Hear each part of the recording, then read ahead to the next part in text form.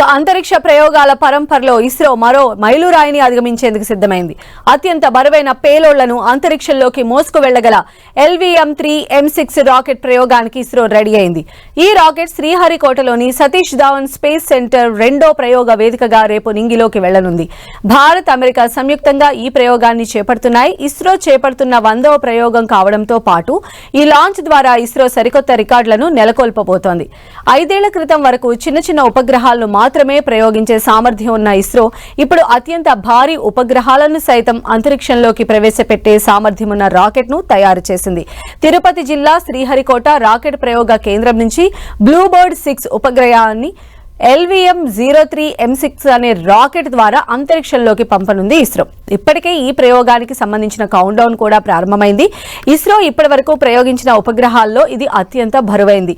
6500 కిలోల బరువున్న సమాచార ఉపగ్రహాన్ని ప్రయోగించడం ఇదే మొదటిసారి కావడం విశేషం. ఇది ఇప్పటి వరకు నిర్మించిన అత్యంత బరువైన భారతీయ ఉపగ్రహం.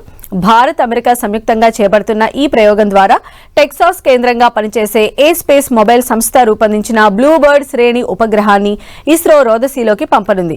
ప్రపంచ వ్యాప్తంగా నేరుగా మొబైల్ బ్రాడ్బ్యాండ్ సేవలను మెరుగ్గా అందించేందుకు ఈ బ్లూబర్డ్ శాటిలైట్ ను రూపొందించారు.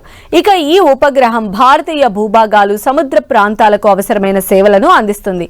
ఇది భారత నావికా దళానికి కూడా గణనీయంగా ప్రయోజనం చేకూరుస్తుంది. కనెక్టివిటీకి పెద్ద ప్రోత్సాహకాన్ని ఇస్తుంది.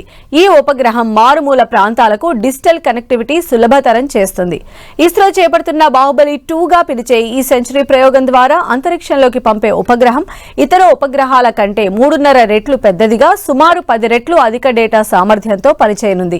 ఇస్రో చేపడుతున్న ప్రయోగాల్లో 100వది కావడంతో ఇస్రో శాస్త్రవేత్తలతో పాటు మాజీ శాస్త్రవేత్తల్లోనూ ఈ ప్రయోగంపై సర్వత్రా ఆసక్తి నెలకొంది.